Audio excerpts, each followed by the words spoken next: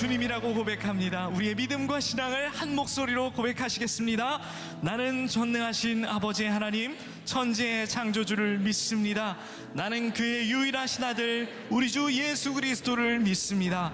그는 성령으로 잉태되어 동정녀 마리아에게서 나시고 본디오 빌라도에게 고난을 받아 십자가에 못 박혀 죽으시고 장사된 지 사흘 만에 죽은 자 가운데서 다시 살아나셨으며 하늘에 오르시어 전능하신 아버지 하나님 우편에 앉아 계시다가 거기로부터 살아있는 자와 죽은 자를 심판하러 오십니다. 나는 성령을 믿으며 거룩한 공교회와 성도의 교제와 죄를 용서받는 것과 몸의 부활과 영생을 믿습니다. 아멘. 다 자리에 앉으시겠습니다. 우리를 위해 흘리신 주님의 보혈을 함께 노래하기 원합니다. 구주의 십자가 보혈로 죄 씻음 받기를 원하네. 내 죄를 씻으신 주 이름 참. 우리 다시 한번 고백할까요? 네, 구주의 십자가 보혈로 죄 씻음 받기를 원하네. 이 사순절 나를 위해 흘리신 주님의 십자가와 보혈을 기억합니다. 찬송합시다. 찬송합시다. 찬송합시다. 내 죄를 씻으신 주 이름 찬송합시다. 죄악을 속하여 주신 주 내 속에 들어와 계시네. 십자가 앞에서 주 이름 찬송합시다. 찬송합시다. 찬송합시다. 내 죄를 씻으신 주 이름 여러분이 한번 고백해 보실까요? 주 앞에 흐르는 생명수 날 씻어 정하게 하시네. 아멘. 자, 다시 한번. 내 주께 회개한 영혼은 내 주께 회개한 영혼은 생명수 가운데 젖었네. 흠없고 순전한 주 이름 우리 예수 그리스도를 찬송합시다. 찬송합시다. 찬송합시다. 내 죄를 씻으신 주 이름 마지막입니다. 우리 함께 다시 한번 찬송합시다. 찬송합시다. 찬송합시다. 내 죄를 씻으신 주 이름 찬송합시다. 할렐루야. 우리를 씻으신 주님을 찬양합니다. 어제 토요예배를 통해서 우리 담임 목사님의 말씀을 들으면서 은혜 받은 구절과 또 저의 리스판들을 좀 나누고 싶어요. 가나안, 우리에게 주신 약속의 땅 가나안은 하나님이 그냥 우리가 문을 열면 로켓 배송이 와 있는 것처럼 우리에게 거저 주어지는 것이 아니라 때로는 그 정복 과정이 필요하구나라는 것을 깨닫게 하시더라고요. 우리의 삶 가운데서 수많은 정복 과정이 필요합니다. 근데 여호수아서 18장 3절 현대인역으로 보니까 여호와께서 여러분에게 주신 땅을 점령하러 가지 않고 언제까지나 여기서 기다리고 있을 작정입니까? 라고 여호수아가 물어보더라고요. 여러분의 삶에서 정복하라고 하나님이 주신 영역들, 예배를 세워가라고, 십자가를 세워가라고 주신 영역들 앞에서 언제까지 그냥 될 때까지 기다리고 계실 겁니까? 주님께 우리가 헌신했으면 좋겠습니다. 결단했으면 좋겠습니다. 주님, 내가 밟는 그 모든 땅, 예배하는 땅 되게 하시고 걸어가는 길, 살아가는 삶 가운데서 십자가가 세워지게 하여 주옵소서. 우리 그런 마음으로 함께 찬양합시다. 따스한 손 우리 합시다. 다시 한번 부르신 곳에서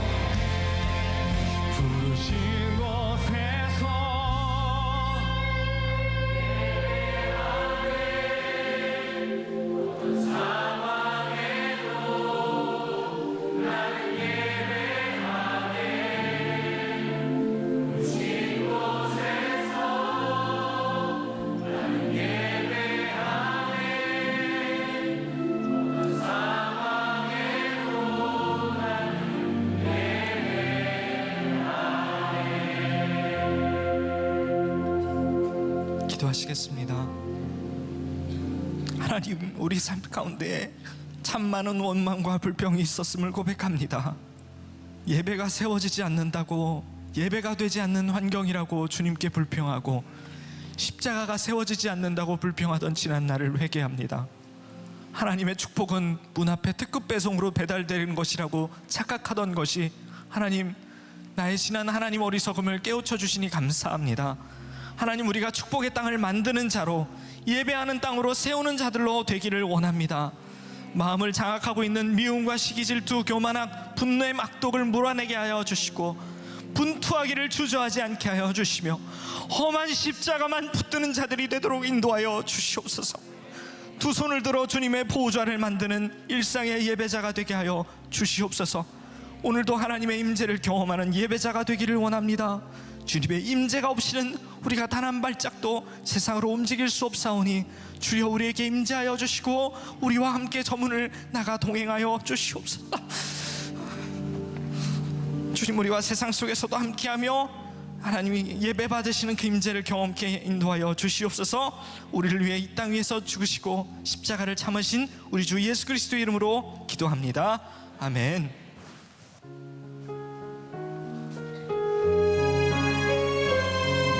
예수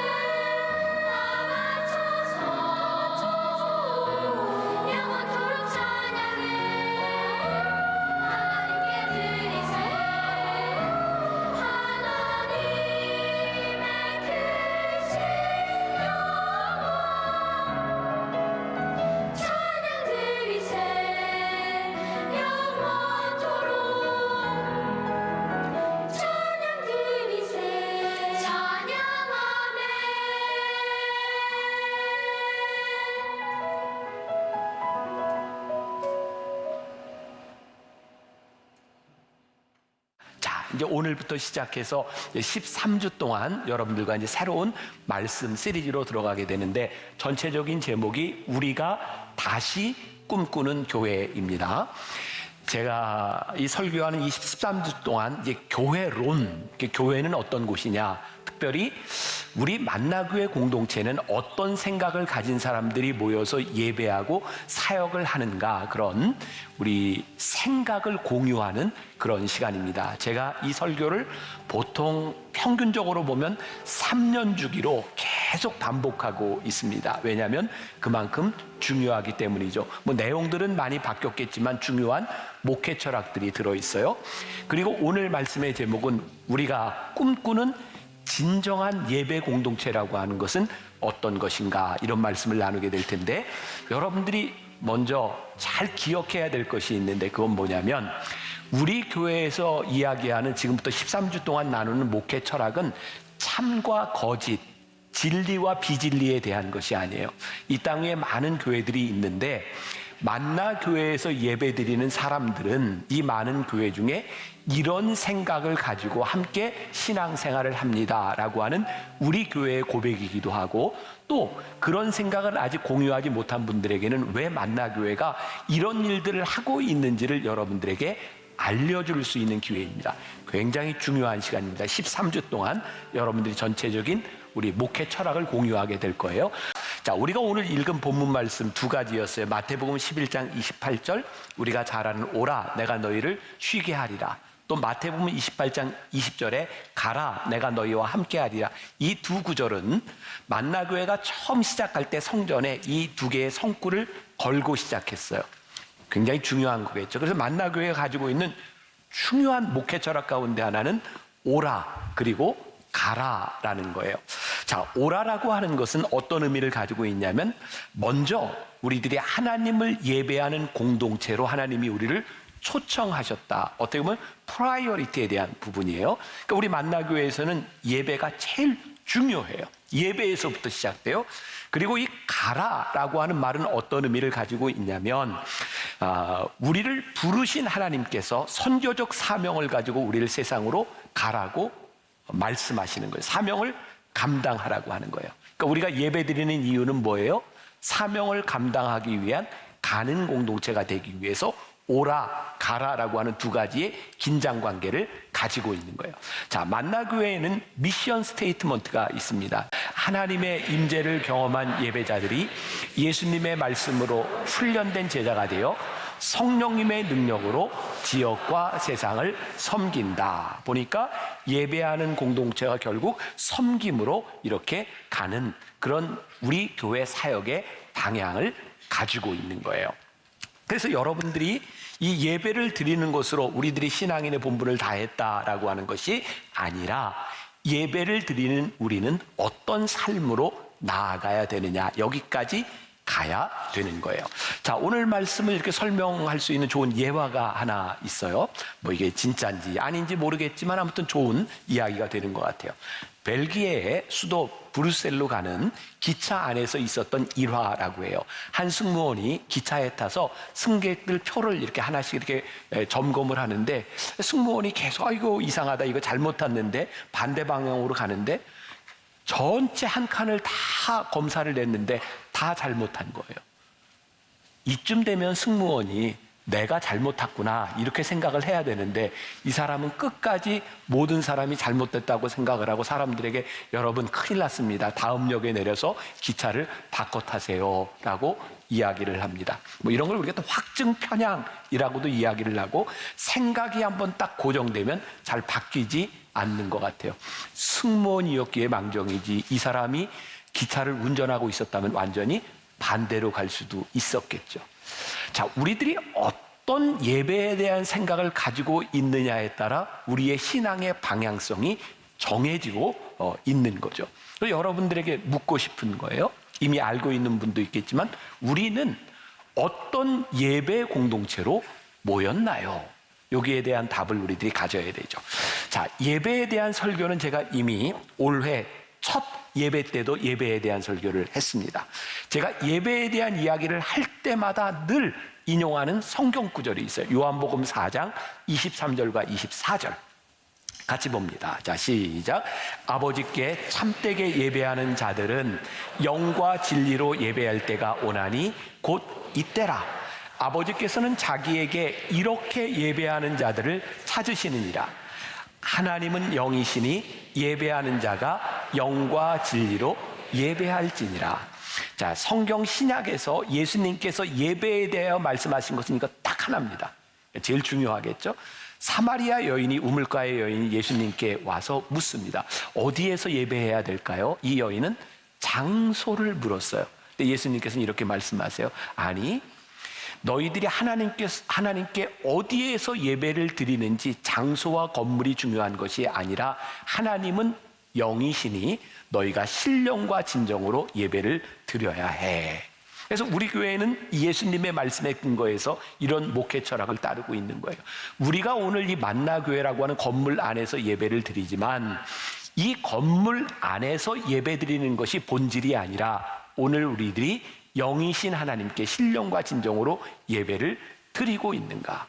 그러니까 예배는 정확하게 두 가지로 나누어질 수 있는데, 하나는 우리들이 교회 중심적인, 건물 중심적인 틀에서 예배를 볼 수도 있고, 하나님이 기뻐하시는 영적인 차원에서 예배를 볼 수도 있는 거예요. 그렇게 제 이제 설명을 들으면서 이 교회는 전통 중심적인, 교인 중심적인 예배구나라고 여러분들이 알게 되기도 하고, 이 교회는 신령과 진정이라는 의미를 더 깊게 생각하고 있구나라는 것도 알게 되는 거죠. 지금까지 우리는 신앙생활을 하면서 이런 교육을 많이 받았어요. 주일, 성수, 안식일을 잘 지켜라, 주일을 잘 지켜라. 이것은 우리의 신앙에서 아무 문제가 없는 굉장히 중요한 부분이죠. 그런데 우리가 받아왔던 교육 중에 하나가 뭐냐면, 여러분들 주일 성수는 본 교회에서 하세요. 그런 말 많이 들어봤죠? 이게 틀린 것이 아니에요. 이왕이면 내가 신앙생활을 하는 그 교회에서, 내가 섬기는 교회에서 주일을 잘 지키려고 노력하는 것은 하나도 잘못된 것이 아닙니다. 그런데 만약에 이 건물을 이탈하면 당신은 예배를 드리지 않는 것입니다 라고 말한다면 그것은 조금 잘못된 설명일 수도 있다. 가만히 보면 목회자인 저도 가끔 이 강단에 안 설 때가 있어요. 그죠? 제가 뭐 성지순례를 가기도 하고 또 미국으로 집회를 가기도 해요. 그런데 왜 목회자들은 자기는 가끔 이렇게 강단을 비우면서 교인들한테는 꼭 예배를 본교회에서 들어야 된다고 생각하는가? 이건 제 개인적인 생각인데 굉장히 교회 중심적인, 목회자 중심적인 생각일 수 있다. 자, 제가 지금 예배를 드려요. 오늘 10시 예배도 사람이 너무 많이 와서 앉을 자리가 없이 막 밖에도 이제 앉고 그랬어요. 그러면 이렇게 제가 여러분들과 함께 예배를 드리는데 교인들이 많으면 제 마음이 좋을까요? 안 좋을까요? 좋아요. 여러분들도 이왕이면 이렇게 꽉 차서 예배 드리는 게 좋지 않아요? 네, 좋아요. 그런데 우리들이 좋다라고 하는 이 감정과 하나님께서 기쁘시다라고 하는 이 감정도 일치하면 좋을 텐데, 우리들은 굉장히 교회 중심적인 틀로 장소적인 개념으로 예배만을 생각할 때가 있는데, 신령과 진정이라고 하는 것은 이것을 조금 뛰어넘는 일이다. 그래서 우리 교회가 하고 있는 일 가운데 하나가 뭐예요? 토요 예배를 드리고 주일날은 우리 성도들에게, 여러분 저기 좀 우리가 도울 수 있는 작은 교회 가서 예배도 좀 드리고 그 교회도 돕고 봉사를 하세요. 이것은 신령과 진정이라고 하는 틀에서 하나님 앞에서 생각해 보니까 꼭 우리 교회에서 드리는 예배뿐만 아니라 하나님은 신령과 진정으로 드리는 예배를 기뻐하시겠다는 생각이에요. 자, 이제 오늘 여러분들 예배를 드리니까 마음이 편해지는 거예요. 그렇구나. 매주일 나올 필요가 없이 집에서. 근데 중요한 게 있는 거죠. 진짜 거기에 신령과 진정이 있는가? 영이신 하나님을 예배하는 그 마음들이 우리들에게 있는가? 우리들이 꿈꾸는 교회, 우리들이 예배를 이렇게 드리는 이유. 자, 제가 좋아하는 목사님 중에 한 분이 수원중앙침례교를 담임하는 고명진 목사님이라는 분이 있어요. 뭐 이 설교 듣고 아는 분은 가서 얘기하셔도 괜찮아요. 목사님이 좋아한다 그랬다. 진짜 좋아해요. 자, 이 고명진 목사님이 한 번은 그 설교 시간에 이런 얘기를 한 적이 있어요.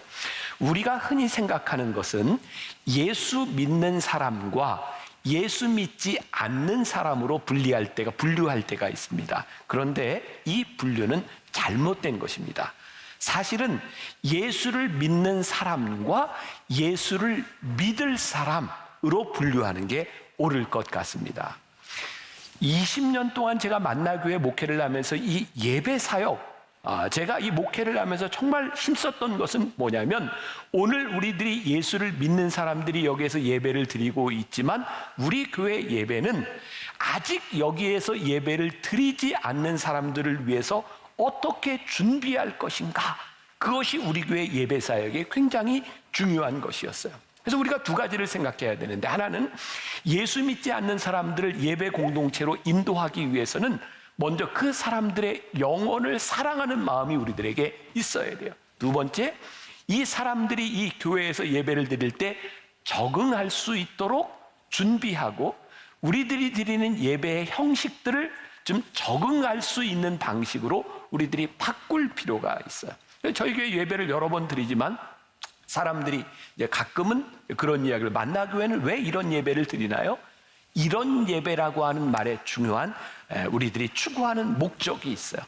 아직 교회에, 신앙에 익숙하지 않은 사람도 예배 드릴 수 있도록 우리들이 준비하고 있다. 그러니까 오늘 우리 예배는 예배 드리는 우리만의 만족을 추구하는 예배가 아니라, 이렇게 예배를 드리면, 영이신 하나님께 예배를 드릴 때, 신령과 진정으로 예배를 드릴 때 하나님이 기뻐하실 수 있을까, 이것을 고민하며 예배를 드리고 있는 거예요. 자, 이 예배에 있어서 중요한 모범을 보여주는 것 중에 하나가 창세기 4장에 나와 있는데, 이 부분도 제가 예전에 설교를 한번 한 적이 있어요. 가인과 아벨에 대한 이야기예요. 아시죠? 가인과 아벨이 하나님께 처음으로 제사를 드렸어요. 제물을 드렸어요.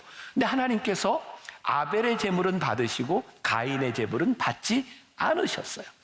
성경 어디에도 내가 둘 중에 하나만 받겠다 이런 구절은 없어요. 그럼 왜 하나님은 아벨의 제물을 받으셨는가? 자, 창세기 4장 4절에 보니까 이렇게 말씀이 되어 있어요. 아벨은 자기도 양의 첫 새끼와 그 기름으로 드렸더니. 우리가 유일한 단서를 하나 찾는다면 아벨은 하나님께 양의 첫 새끼 구별하여 그 예배를 드렸다, 제물을 드렸다라는 것이에요. 구별. 우리들이 신령과 진정으로 예배를 드리는 데 있어서 제일 중요한 것이 뭐냐면 구별하여 드리느냐라는 거예요. 자, 오늘 제 설교 가운데는 제가 조금 하기 힘든 얘기도 있고 여러분들이 듣기에 불편한 얘기도 있어요. 근데 제가 좀 해야 되겠다는 생각이 들어요. 자, 저희 교회 코로나 이전에 교회가 이제 많이 이렇게 빨리 부흥하는 그런 부흥의 역사를 우리들이 경험했죠. 대부분 교회들이 부흥하면 어떤 생각을 해요? 예배를 좀 이제 늘리든지, 아니면 이 공간 가지고는 안 되니까 장소를 옮겨서 교회를 새로 져야 되겠다, 이런 생각을 하기도 하는 거예요. 그런데 제가 만나교회 사역을 하고 예배에 대한 생각을 하면서 왜 우리는 예배를 드리면서 자꾸 이 공간의 개념만을 생각하고, 그리고 언제부터인가 한국 교회에 이제 사람이 많아지면 건축을 하고 때로는 빚을 지기도 하고 우리가 너무 많은 헌금들을 이렇게 건물에 투자한다는 생각이 들었어요. 자, 제가 높아심에서 이야기합니다. 저는 큰 교회, 큰 건물을 짓는 교회가 잘못됐다고 생각하지 않습니다. 왜? 큰 교회에는 큰 교회 나름대로의 사명이 있기 때문이에요. 근데 저는 예배를 생각할 때 우리 교회가 이제 계속 부흥을 하고 있는데 이 건물을 져서 또 나간다 생각하니까 이건 너무 많은 헌금, 또 사람들을 수용하기 위해서 예배를 또 늘린다라고 생각하니까 이게 저에게 신령과 진정과 기쁨이라고 하는 면에서 저에게 문제가 되었어요. 장로님들에게 제가 이렇게 얘기했어요. 우리 만나교회에서 성도들이 예배를 드리는데 우리의 목적은 여기에 얼마나 많은 사람이 모이느냐가 아니라 우리가 얼마나 신령과 진정으로 예배를 드리는 것이 되어야 되지 않겠습니까? 그래서 예배 숫자를 우리는 코로나 기간에 2번을 줄였어요. 그리고 제가 주일날 2번 내지 3번만 설교하니까 저에게도 기쁨이 있는 거예요. 거기까지는 기뻐요. 근데 제 체력이 다하고 힘들어지기 시작하면서 예배가 하나님께 드리는 기쁨이 되어야 될 텐데 우리의 목적이 어디에 있는가를 생각해 보게 되었어요. 그리고 이제 토요 예배를 우리들이 이제 시작하면서 하나님, 우리 교회가 교인들의 헌금들이 건물이나 이런 데 쓰여지는 것이 아니라 교회의 사명을 감당할 수 있도록 우리의 헌금이 잘 흘러갈 수 있으면 좋겠습니다. 그래서 여러분들에게 토요 예배를 제가 많이 강조하고 요청하는 거예요. 보니까 토요 예배 나오면 이 큰 건물을 예배 시간 전후로 우리가 다 사용할 수 있어요.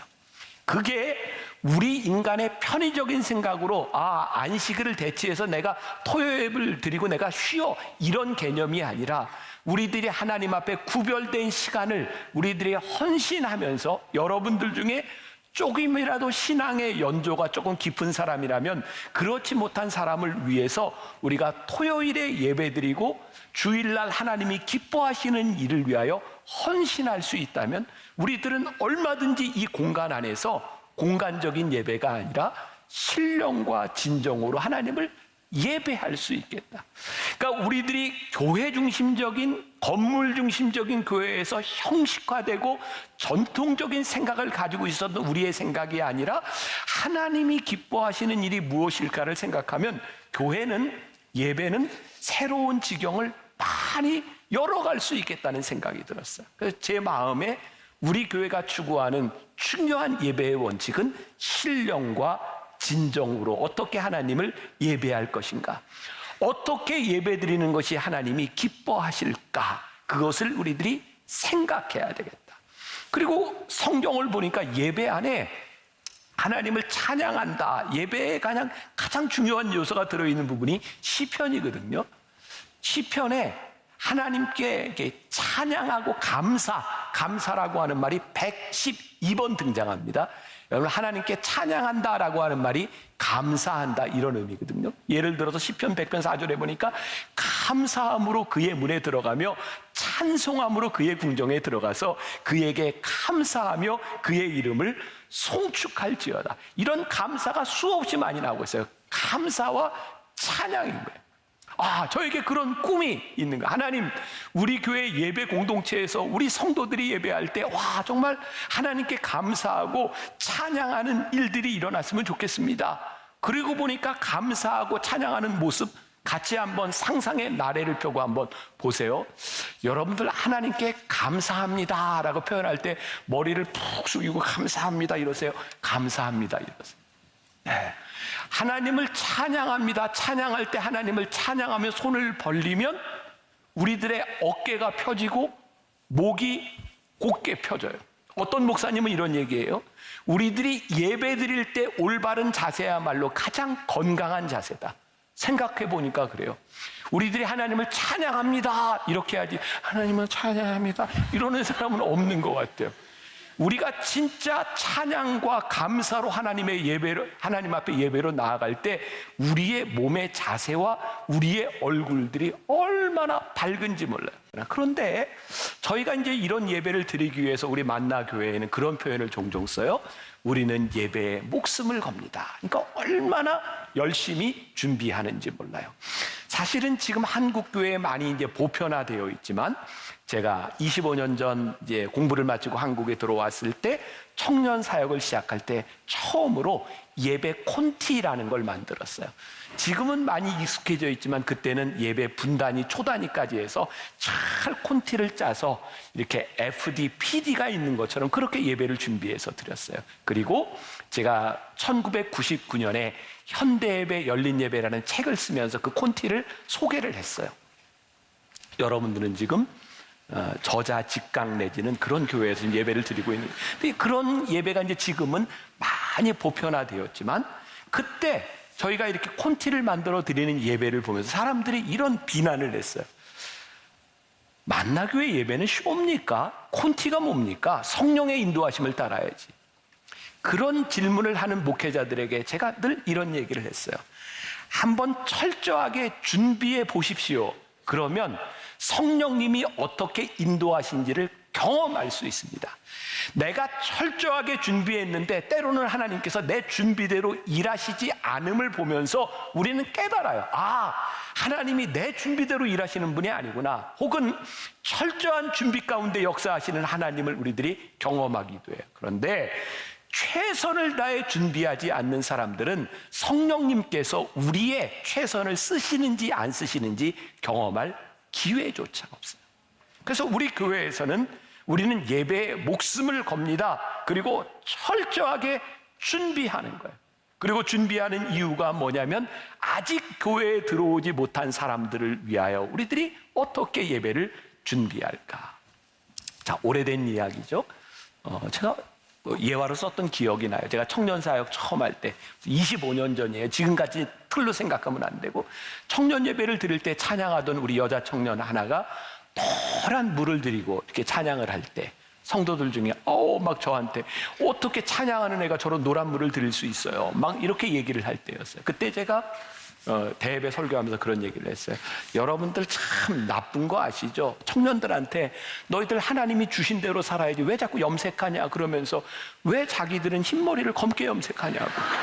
그러니까 세상에 검은 머리는 노랗게 물들이면 안 된다고 하는 법과 흰머리는 검게 염색해도 된다는 법이 도대체 어디에서 나온 거냐고.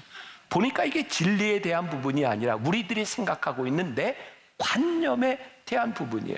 그래서 교회가 전통적이 되면, 교회가 형식적이 되면 아직 교회에 들어오는 사람들을 예배 공동체로 받을 수 있는 준비가 되어 있지 않은가. 우리가 어떻게 하면 이 예배 공동체에 갈급한 사람들을 우리들이 끌어들일 수 있을까? 매력적인 교회가 될 수 있을까? 제가 한 가지 지키는 게 또 있잖아요. 되게 큰 교회들 가면 들어가는 입구에 이제 정숙이라고 쓰고 예배당 안에는 어린 아이를 가진 부모들은 들어오지 못하게 해요. 근데 저희 교회는 제가 절대 안내하는 사람에게 그거 막지 말라 그래요. 저에게 뭐가 느껴지냐면 아이를 낳고 키우는 동안 그 예배를 드리지 못한 부모의 갈급한 마음이 있어요. 제가 지금 설교를 할 때 혹시 여기에서 어린아이가 빽 하고 울면 얼마나 방해 요소가 되겠어요. 그리고 예배를 드리는 여러분들에게도 얼마나 방해 요소가 되겠어요. 근데 저에게는 그런 마음이 드는 거예요. 내가 불편하다고 생각하는 그 불편함을 내가 참아낼 수 있으면 그 갈급함으로 들어오는 영혼을 우리들이 받아들일 수 있는데, 내가 그거 참지 못한다면 그 영혼에게 우리들이 상처를 줄 수도 있는 것은 아닐까. 그러니까 우리들이 신령과 진정으로 예배를 드린다고 하는 것은 나의 만족이 채워지는 것을 의미하는 것이 아니라 성숙한 우리들이 우리들의 형식과 전통 중심적인 것이 아니라 하나님이 기뻐하시는 예배로 우리들이 바꾸어 갈 수 있는 것이 아닐까. 그러니까 제가 예배를 이렇게 준비하면서 많이 신경 쓰는 게 있죠. 가능하면 넥타이하고 양복하고 색깔도 좀 맞추려고 하고, 왜? 예배에 방해가 되지 않으려고. 사실 제가 솔직히 얘기하면 제가 지금 제 외모로도 아무 손색이 없지만 약간 머리 색깔을 좀 바꾼 이유 여러분들 아세요? 아멘, 감사해요. 야, 참 감사해요. 네. 자, 제가 이렇게 머리가 하얘요. 근데 예배를 드릴 때 이렇게 화면에 보면 이게 소위 이렇게 날린다 그러죠. 이게 구별이 되지 않아서 이렇게 날려요. 그래서 제가 귀찮지만 사실 이렇게 안 해도 완벽하지만 이렇게 이틀에 한 번씩 이렇게 린스를 하고 나오는 이유도 저는 예배에 그게 방해 요소가 되지 않으면 좋겠다. 그러니까 사실 아무것도 아닌 것 같지만 많이 노력하고 많이 힘쓰는 거예요. 와, 내가 드리는 예배가 하나님 앞에 신령과 진정으로 드려질 수 있는 것은 무엇일까? 지금 설교를 반밖에 안 했는데 시간은 다 돼가고 이제 큰일 났다. 결론을 이제 빨리 지어야 될 것 같아. 자, 이거는 이제 형식적인 면에서 그렇다면 우리들이 신령과 진정으로 드리는 그 예배의 본질은 무엇일까? 우리를 부르신 곳, 예배자로 우리들을 부르신 그곳에서 우리들이 어떻게 살아가는가? 여러분, 예배는요, 예배가 증명되는 것은 오늘 여러분들이 모여서 예배 드리는 이 시간에서가 아니라 예배를 드리는 여러분들을 부르신 여러분들의 삶의 자리에서 우리가 어떤 예배자인지, 우리가 신령과 진정으로 살아가는지가 증명되게 돼 있어요. 자, 우리가 신앙생활하면서 참 힘든 일이 있어요. 자, 오늘 여러분들이 이제 예배를 드리면서 말씀을 들으면서 혹시 속으로 이런 생각을 하는 분이 있나? 아, 그래, 저 목사가 말도 잘한다, 말만 잘한다, 내가 저 말하는 대로 사나 봐라, 이러고 혹시 예배 드리는 분이 있어요? 아마 대부분의 여러분들은 아, 그래, 말씀대로 살아야지, 이런 생각을 하고 예배당을 나가게 될 것 같아요. 근데 문제는 뭔지 아세요? 우리들이 말씀대로 살아야지라고, 순종해야지라고 생각하고 나가지만 순종하는 삶이 쉽지 않아요. 쉽지 않은 이유가 뭘까요? 우리가 순종함을 통해서 우리들이 바라는 바람직한 결과가 와주면 순종이 그렇게 어렵지 않아요. 근데 우리들이 순종하며 예배자로서 살아간다면 우리들이 원하는 결과만을 만들어내지는 않아요.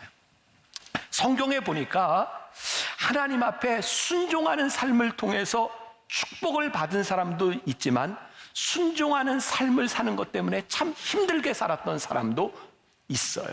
자, 히브리서 11장 36절부터 38절 우리 같이 봅시다. 시작. 또 어떤 이들은 조롱과 채찍질뿐 아니라 결박과 옥에 갇히는 시련도 받았으며 돌로 치는 것과 톱으로 켜는 것과 시험과 칼로 죽임을 당하고 양과 염소의 가죽을 입고 유리하여 궁핍과 환난과 학대를 받았으니 이런 사람은 세상이 감당하지 못하느니라. 그들이 광야와 산과 동굴과 토굴에 유리하였느니라. 그러니까 믿음의 사람들 중에 믿음으로 우리들이 생각하는 축복을 누리며 살아간 사람이 있는가 하면 믿음으로 살아간 것 때문에 고난을 당한 사람도 있다. 근데 성경은 이 둘을 다 믿음으로 살았다라고 말씀하고 있는 거예요. 우리가 예배자로 살아갈 수 있는, 이 땅 위에서 예배자로 살아갈 수 있는 가장 중요한 이유는 우리들이 원하는 결과를 얻었기 때문이 아니라 예배자로서 우리들이 올바른 삶을 살아가는 게 예배자로서 가장 중요한 일이고 그것이 우리들이 예배자로 살아가는 의미죠. 자, 참 좋은 책인데 여러분들이 한번 읽어보면 좋을 것 같은데 전능자의 그늘이라고 짐 엘리엇의 전기예요. 짐 엘리엇은 순교자죠. 근데 이 짐 엘리엇이 선교사로 나가기 전에 그 학생 시절에 썼던 일기 중에 이 책에 나오는 글이 있어요. 자, 제가 좀 읽어드립니다. 아버지, 저로 분기점 같은 사람이 되게 하소서. 제가 접하는 사람들을 결단의 기로로 이끄소서. 저는 직선 도로의 표지판이 되고 싶지 않습니다. 저를 갈림길로 삼아주소서. 그리하여 사람들이 제 안에 계신 그리스도를 보고 어느 쪽이로든 하나를 택해야만 하게 하소서. 와, 저는 이 글이 너무 좋아요. 하나님, 저로 하여금 분기점이 되게 하여 주옵소서. 누군가 나를 바라보며 인생의 결정의 시기에 와, 저 사람이 갔던 저 길, 분기점에서 저 길을 가면 될 것 같아. 그렇게 나로 하여금 쓰임받게 하여 주세요. 제 마음의 소원, 우리 교회 예배에 대한 소원, 우리 한국교회 우리 후배들이, 다른 교회들이 우리의 신앙하는 모습, 우리의 신앙생활하는 모습과 우리가 예배드리는 모습을 바라보며 하나님, 우리 교회가 분기점이 되게 하여 주옵소서. 아, 저렇게 살아가면, 저렇게 예배하면 우리들이 하나님을 영과 진리로 예배하며 하나님이 기뻐하시는 것이 분명해. 우리로 하여금 분기점이 되게 하여 주옵소서. 우리들에게 주어지는 행복하고 편안한 삶이 아니라 우리의 인생의 분기점이 될 수 있는 인생을 살아가는 것, 그게 우리들에게 진짜 큰 축복이요 예배자의 삶이구나. 사실 제가 오늘 시간 때문에 다 이야기하지 못하는데 이진희 목사님이 쓴 가나안에 거하다라고 하는 책에 나오는 이야기로 제가 좀 설명하고 예배를 좀 이제 말씀을 마치려고 그래요. 이 책에 보니까 아주 저에게 좋은 통찰을 준 내용이 있어요. 자, 이스라엘 백성들이 40년 광야를 지나서 어디로 갔죠? 가나안 땅. 가나안 땅을 우리들이 뭐라고 부르냐면 약속의 땅이라고 불러요. Land of Promise. 약속의 땅. 이스라엘 사람들이 이 가나안 땅, 약속의 땅을 생각하면서 뭘 꿈꿨는지 아세요? 와, 그 땅에 들어가면 젖과 꿀이 흐르는 복이 있는 땅이야. 그런데 여러분, 성경을 출애굽기, 레위기, 민수기, 신명기를 유심히 보면 요 세 개가 출애굽해서 가나안 땅에 들어가는 여정이거든요. 근데 사실 광야 40년의 그 여정보다 이 출애굽기, 레위기, 민수기, 신명기에는 그 땅에 들어가서 어떻게 살아야 되는지의 삶을 살아가는 방식의 이야기가 대부분이에요. 성경이 지금 뭘 지금 설명하고 있는 거예요? 너희들이 가나안 땅에 들어가는데 그 가나안 땅, 약속의 땅은 너희들이 원하는 대로 얻을 수 있는 그 땅이 아니라 하나님이 약속하신 땅에 너희들이 들어가서 거기서 약속하신 백성으로 살아가야 되는 법을 우리들에게 가르쳐주고 계신 거야. 그래서 이진희 목사의 책에 보면 그 땅은 Land of Promise, 약속의 땅이 아니라 Land of Promised. 이걸 이제 명사형으로 본다면 우리들에게 약속하신 땅을 하나님이 주신 거예요. 자, 하나님이 우리를 부르셨어요. 우리를 예배자로 부르셨어요. 여러분들이 오늘 예배를 마치고 여러분들의 삶의 자리로 나아가는 그 가나안, 하나님이 약속하신 땅이 무엇인가? 그것은 여러분들이 원하는 곳이 아니에요. 여기 있는 여러분들 누군가에게는 인생의 광야 가운데 하나님이 부르셨을 수도 있어요. 여러분들 누군가에게는 관계의 광야로 하나님이 부르셨을 수도 있다. 사람 때문에 너무 힘들어. 내가 경제적으로 너무 힘들어. 그런데 성경은 우리들에게 뭐라고 얘기하는지 아세요? 하나님이 여러분들을 거기로 부르셨다면 그것이 광야이든 그것이 가나안 땅이든 그것이 하나님께서 약속하신 땅입니다. 중요한 것은 여러분들이 그곳에서 약속받은 백성으로 어떻게 살아가느냐, 그게 예배자의 삶이라고 말씀을 하고 있는 거예요. 자, 이스라엘 백성들이요 40년 광야를 지나서 가나안 땅에 들어갔어. 야, 생각해 보세요. 40년 광야를 지나는 동안 이스라엘 백성들이 하나님께 예배하는 게 그렇게 어렵지 않았어요. 왠지 아세요? 그 광야는 하나님 도우심 없이는 갈 수 있는 길이 아니에요. 그래서 이스라엘 백성들은 힘들고 어려운 일을 만날 때마다 하나님을 예배하죠. 가는 곳마다 성막이 있고 하나님을 예배해요.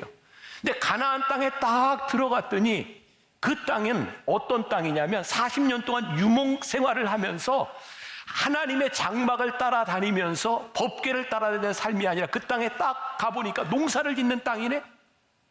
거기에는 눈에 안 보이는 하나님의 도우심이 아니라 당장 눈에 보이는 바알을 숭배하면서, 바알이 풍요의 신이고 비를 내리는 신인데 바알을 섬겨야 그 땅에서 살 수 있을 것 같은 거예요. 이스라엘 백성들이 우상 숭배하죠. 적용해 볼까요? 여러분들이 오늘 예배를 드리고 와, 내가 은혜를 받았어 라고 세상으로 딱 갔는데 그 세상은 이렇게 예배 드리기 좋은 환경이 아닌 거예요. 거기에는 돈이 힘이 있고 권력이 힘이 있고 많은 유혹이 있고 하나님을 예배하는 것이 너무너무 힘든 곳이에요. 그래서 하나님께서 우리들에게 끊임없이 말씀하시는 게 뭐냐면 그 약속의 땅, 하나님께서 우리들에게 약속하신 그 땅에서 너희들이 예배자로 살아가기 위해서 너희들이 어떻게 순종해야 될 것이냐를 우리들에게 끊임없이 말씀하고 있는 거예요. 그런데 우리가 세상과 동일한 관점과 세상과 동일한 가치를 가지고 이 세상의 축복을 누리는 것이 우리들이 예배자의 삶이라고 생각을 한다면 우리가 어떻게 이 세상 한가운데서 바알이 힘을 가지고 있는 이 세상 한가운데서 우리가 예배자로 살아갈 수 있겠어요? 오늘 여러분들에게 도전하고 싶은 거예요. 하나님이 여러분들을 예배자로 부르셨습니까? 오늘 예배자로 우리를 부르신 이 자리에서 예배를 드리는 우리를 보내시는 그 땅이 약속의 땅 가나안이에요. 여러분들 중에는 지금 광야에 서 있는 사람도 있을 거예요. 많은 돈과 권력의 위협 가운데 있는 사람도 있을 거예요. 하나님께서 우리들에게 진정한 예배 공동체, 너희는 그 가운데서 하나님을 예배하는 삶을 살아라 라고 말씀하고 있는 거예요.